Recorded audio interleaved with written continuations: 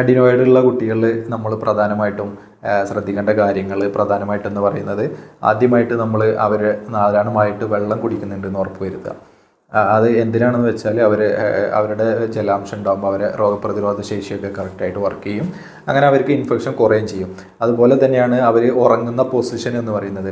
പ്രധാനമായിട്ടും ഇതിൻ്റെ ലക്ഷണങ്ങളായിട്ട് വരുന്നത് കൂർക്കം വലിയും അതുപോലെ വായ തുറന്നിട്ടുള്ള ഉറക്കമൊക്കെയാണ്. ഇതിന് അവർക്ക് ഒരു എക്സ്ട്രാ പില്ല വെച്ച് കൊടുത്തിട്ട് ഒന്നും കൂടെ തല പൊക്കിയിട്ട് കിടത്തുകയാണെങ്കിൽ ഈ ബുദ്ധിമുട്ടുകൾ കുറഞ്ഞു വരും. അതുപോലെ തന്നെയാണ് അവരെ ഭക്ഷണത്തിൽ ഹൈജീനിലൊക്കെ നമ്മൾ ശ്രദ്ധിക്കേണ്ട കാര്യങ്ങൾ.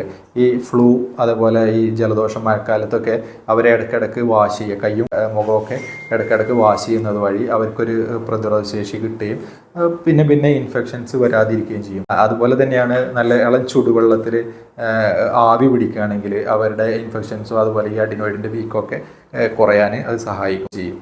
പ്രോബയോട്ടിക് അടങ്ങിയൊക്കെ ഭക്ഷണങ്ങൾ ഭക്ഷണത്തിൽ ഉൾപ്പെടുത്തുക ചെയ്യേണ്ടത്. അഡിനോയിഡുള്ള കുട്ടികളിൽ ശ്രദ്ധിക്കേണ്ട കാര്യമാണ് അവർ അലർജനായിട്ടുള്ള, അതായത് അലർജിക് ആയിട്ടുള്ള പൊടികൾ, അതേമാതിരി വീടിൻ്റെ ഉള്ളിലുള്ള പൊടികൾ, അതേമാതിരി അടിച്ചു വരുന്ന പൊടികൾ, ഇങ്ങനെയൊക്കെ ഉള്ള പൊടികൾക്ക്, അതേമാതിരി ചോക്കിൻ്റെ പൊടികൾ, ഇങ്ങനെയുള്ള പൊടികൾക്ക് എക്സ്പോഷർ വരുന്നത് നമ്മൾ കുറയ്ക്കുകയും കൂടെ ചെയ്താൽ നമുക്ക് അഡിനോയിഡ് പെട്ടെന്ന് തന്നെ കുറച്ച് കൊണ്ടുവരാൻ പറ്റാവുന്നതാണ്.